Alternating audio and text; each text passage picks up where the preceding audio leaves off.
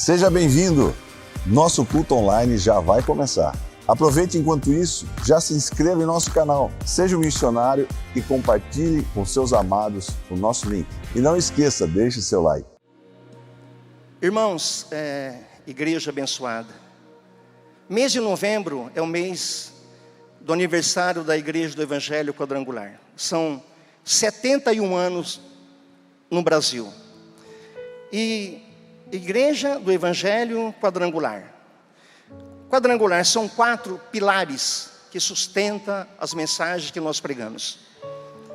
E são as suas doutrinas, né? Como nós pregamos, baseado nessas 4 doutrinas. Já foi falado aqui sobre Jesus, Ele salva. Jesus, Ele batiza com o Espírito Santo. Jesus, Ele cura. Jesus, Ele é médico por excelência. Quantos aqui já foi curado por Jesus Cristo?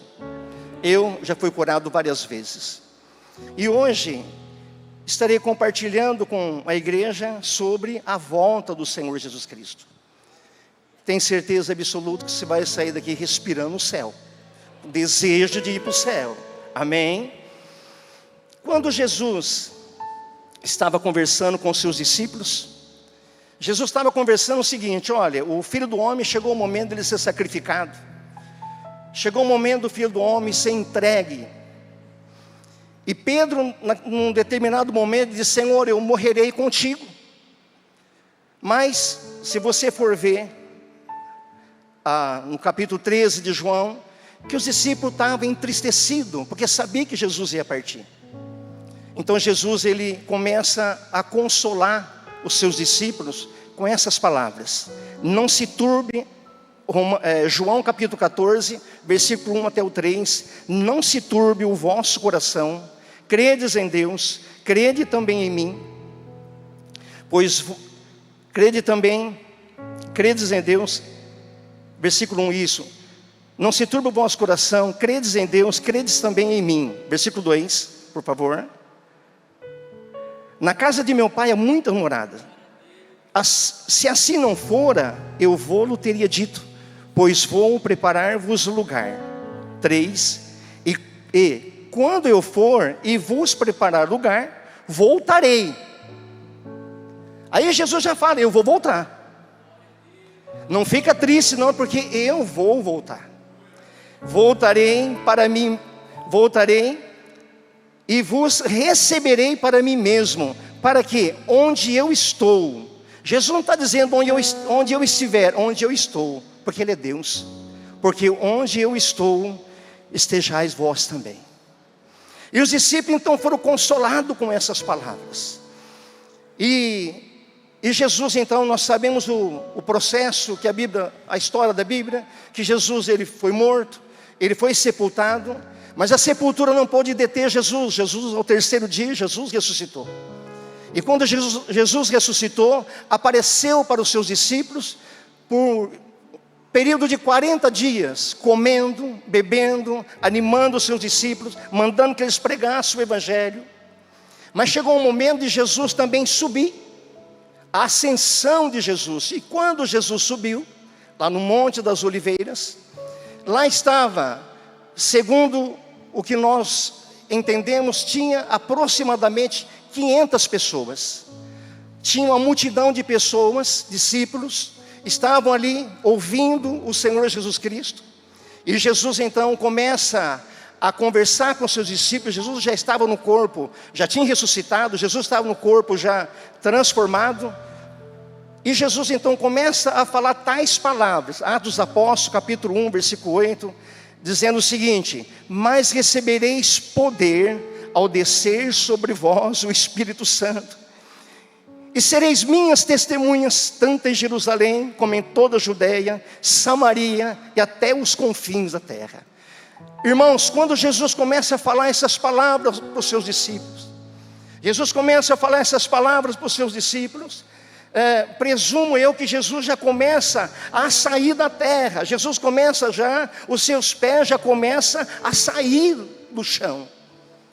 E Jesus ainda falando, Jesus começou a subir na presença de todos, aquelas aproximadamente 500 pessoas, e Jesus subindo e Jesus ainda falando: mas recebereis poder ao descer sobre vós o Espírito Santo, para que vocês sejam minhas testemunhas, tanto em Jerusalém como em toda a Judeia, até os confins da terra. Aqui aos confins da terra, irmão, o Espírito Santo chegou até nós. Mas a minha maior alegria, a alegria de quem conhece a palavra, é que Jesus, ele subiu, versículo 2, por favor, versículo 9, desculpa. Dito essas palavras, foi Jesus elevado às alturas, à vista deles, e uma nuvem o recobriu dos seus olhos. Isto é, Jesus ainda falando, subindo, e de repente os discípulos olhando, a nuvem veio e recolheu Jesus. E os discípulos não estavam entendendo, porque Jesus não falou detalhes, como que ele ia subir, Jesus não falou como ele ia voltar. E vamos estar meditando sobre isso agora. E de repente eles ficavam ainda, versículo 10, 11, versículo 10, e estando eles com os olhos fitos no céu, enquanto Jesus subia, eis que 2 varões vestidos de branco se puseram ao lado deles. 2 varões vestidos de branco, 2 anjos, se colocou do lado dos discípulos e ficaram olhando a atitude deles. Por que eles ficaram com os olhos fitos no céu? Porque eles não estavam entendendo. Será que a nuvem vai abrir e Jesus vai voltar agora? Será que Jesus, eles estavam esperando o próximo acontecimento, o que ia acontecer? E o versículo 11, eles disseram, os varões, varões galileus, os anjos disseram, e eles disseram: varões galileus, porque estáis olhando para as alturas? Esse Jesus que dentre vós foi assunto ao céu, virá do modo como viste subir. Aleluia! Novamente está ali a promessa de que Jesus ia voltar. Baseado nessas palavras, só que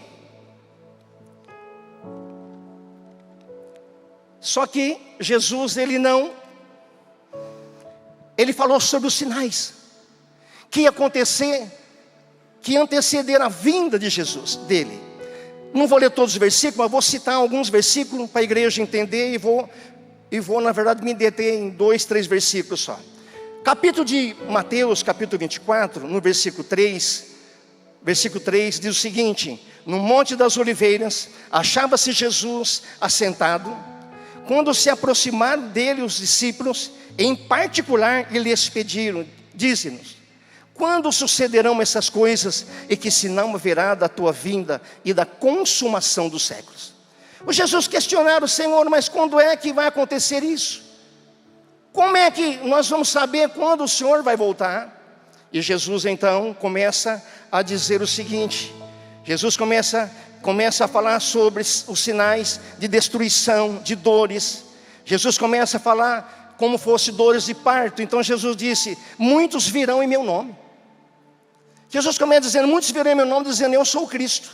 Vocês não vão atrás, porque o Cristo não vai vir nem de lá nem de cá, ele vai vir do alto, ele vai vir nas nuvens, ele vai vir lá do alto. A vossa redenção virá do alto. Não entra nessa de correr atrás e dizer que Jesus está aqui, Jesus está lá. Porque Jesus, sim, ele está em espírito em nosso meio, mas a hora que ele vir, não terá nenhuma confusão. A trombeta vai soar, Jesus vai voltar, e nós vamos morar com o Senhor. Jesus fala ainda a respeito do que? Guerra, rumores de guerra. Jesus fala sobre terremoto. Jesus fala terremoto em vários lugares. E Jesus fala também: vós sereis perseguidos. Quando você vê a igreja sendo perseguida, você vê que é um dos sinais que Jesus realmente está voltando. E a igreja sempre, ela foi perseguida, sempre teve perseguição. Mas quanto mais persegue-se a igreja, mais a igreja cresce. Toda vez que tentaram destruir a igreja, toda vez que tentaram abafar a igreja orava mais, a igreja buscava mais, dependia de Deus, e a igreja crescia sadia e abençoada, sempre preparando para a vinda do Senhor. Oh, glória a Deus. Jesus fala também sobre peste, epidemia. Jesus fala o bramido do mar, e olha quantos tsunami nós vimos. Então, ao meu ver, não existe mais nenhum sinal a se completar. Mas Jesus fala também lá no capítulo 24, versículo 12, que diz o seguinte, versículo 12: e por se multiplicar a iniquidade, o amor se esfriará de quase todos. Jesus não está falando que o amor ele ia acabar, mas Jesus diz que um dos sinais da vinda dele seria o quê? O homem esfriar com relação ao amor. O ser humano seria egoísta, a humanidade, o ser humano seria amante de si próprio. E hoje, o que nós vemos na humanidade? Não precisa ir longe, você vê as pessoas procurando só os seus próprios interesses. As pessoas não estão hoje procurando, não estou dizendo igreja, a igreja ainda é unida, abençoada, porque Jesus não disse que o amor ia terminar, ele disse que o amor ia esfriar de quase todos. Por isso, igreja, nós temos que sempre estar orando e buscando e sempre voltando ao primeiro amor, sempre nos policiando, nos vigiando. Será que eu ainda estou nesse amor? E graças a Deus eu creio que o amor tem prevalecido nessa igreja, na vida dos nossos pastores, na vida daqueles que têm pregado a palavra de Deus. Mas, lá no versículo, deixa eu ver aqui, também Jesus fala sobre fome.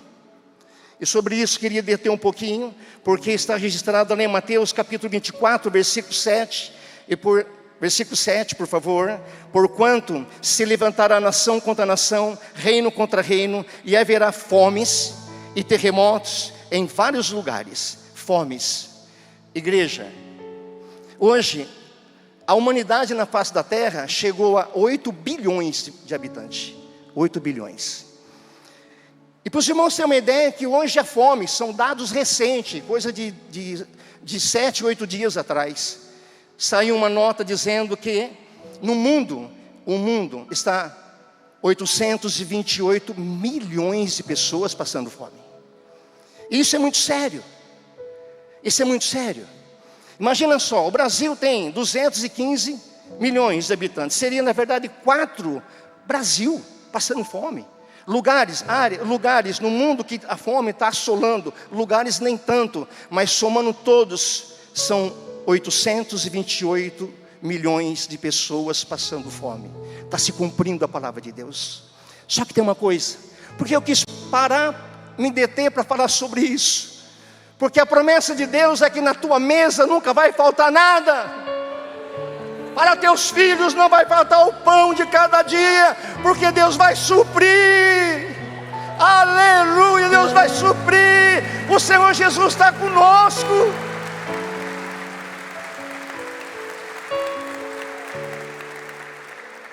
Aleluia. Versículo 8. Versículo 8. Porém tudo isso é o que? Princípio das dores. Ainda não é o fim, mas é o princípio das dores. Quando uma mulher começa a ter as dores de parto, como aqui falando sobre dores de parto, começa as primeiras contrações, vai na tela da luz. Jesus está voltando. Todos os sinais. Quando você acessa todos os meios de comunicação e você vê guerra, você vê tantas coisas acontecendo, coisas absurdas acontecendo, isso é uma notícia. Resumindo, Jesus está voltando. Jesus está voltando. Aleluia, Jesus. Glória a Deus. Aleluia. Mas a pergunta é: quando vai acontecer isso? Que dia que vai acontecer isso? Mateus 25, versículo 13. Vamos passeando pela Bíblia aqui. Vigiai. Então nós temos que vigiar. Por quê? Vigiai, pois, porque não sabeis o dia nem a hora. Então se eu não sei, se nós não sabemos nem o dia nem a hora, eu tenho que estar preparado para viver nesse mundo 1000 anos, mas pronto para partir em 1 segundo. Pronto com Jesus, pronto para partir com Jesus em 1 minuto. Pronto. Então hoje é noite de um concerto, hoje é noite de reflexão, porque eu quero Em nome de Jesus, o desejo de Deus é que ninguém se perca, que todos nós sejamos salvos, todos nós possamos ouvir a voz da trombeta, ouvir a voz mansa, bendita do Pai, dizendo: vinde, benditos de meu Pai, tomar por herança o reino que está preparado antes da fundação do mundo. Oh, glória a Deus, aleluia. Na parábola das 10 virgens, o que fez a diferença naquela parábola das 10 virgens foi exatamente as reservas que as 5 prudentes tiveram.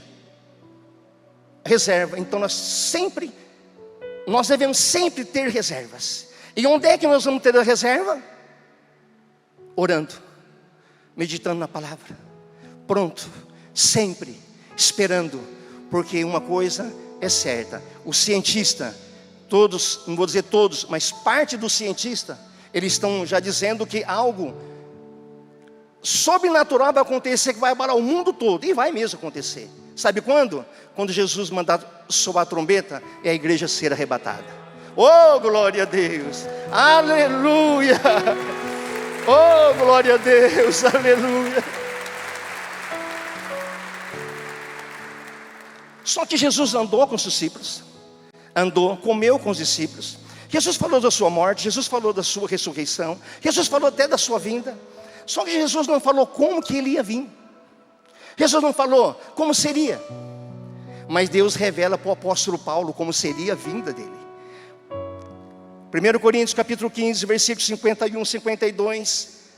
Eis que vos digo um mistério. Até ele era um mistério.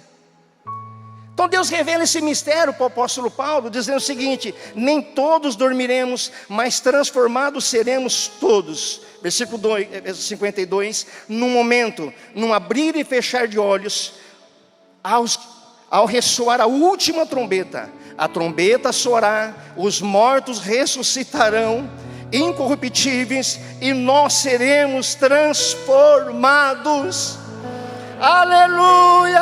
Oh! Oh, glória a Deus!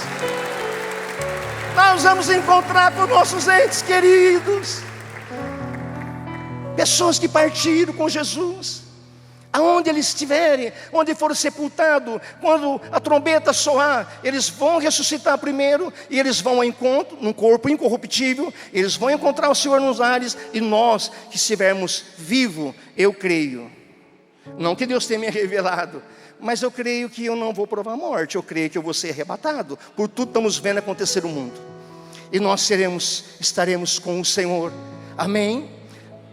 Ainda o apóstolo Paulo, ele ainda aos Tessalonicenses, no capítulo 4, do versículo 16 até o 18, ele diz quase as mesmas palavras, porquanto o Senhor mesmo, dada a sua palavra de ordem, ouvida a voz do arcanjo, e ressoada a trombeta de Deus, descerá do céu, e os mortos em Cristo ressuscitarão primeiro. Versículo 17, depois nós, os vivos, os que ficarmos, seremos arrebatados, oh glória a Deus, juntamente com eles, entre nuvens, para o encontro dos senhores nos ares, e assim estaremos para sempre com o Senhor, aleluia, oh glória a Deus. E olha só que gostoso que é isso, que a Bíblia fala assim ainda, o apóstolo fala assim: consolai-vos pois uns aos outros com essas palavras. O que está acontecendo aqui é uma palavra de consolo. O céu nos espera, igreja. Nós vamos morar no céu. Esse mundo de injustiça, esse mundo de tanto sofrimento vai ficar para trás. Nós vamos morar na glória. É isso que interessa. Aleluia. Que alegria de saber que sou salvo. Que alegria de saber, valeu a pena, pastor Osório, a senhora pregar o evangelho para mim. Valeu a pena. Que alegria que eu tenho de saber, irmãos, que um dia tudo vai ter fim. Um dia tudo vai ter fim. Aleluia.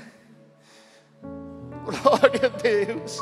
Meu coração está ardendo, meu coração está ardendo, oh glória a Deus. Irmãos, quero falar sobre 2 sentimentos que o ser humano ele pode ter quando ele ouve falar da vinda de Jesus. Alguns têm um sentimento de medo, tem medo. E quando a pessoa tem medo, 2 coisas podem estar acontecendo com ele. Primeiro, ele não tem um conhecimento de quem é Jesus, e de que Jesus morreu e foi preparar um lugar, e que Jesus não veio para os perfeitos, ele veio para estar doente. Jesus veio realmente para resgatar. Jesus disse assim: eu vim para buscar os que estavam perdidos, eu vim buscar os pecadores. Jesus veio para isso. Então tem umas pessoas que não têm conhecimento, então quando ele fala sobre a vinda de Jesus, ele fica com medo. E para aqueles que conhecem a palavra de Deus e também tem medo, é porque talvez ele não esteja preparado. E hoje é dia, eu, Luiz, falo para mim primeiro, me preparar ainda mais.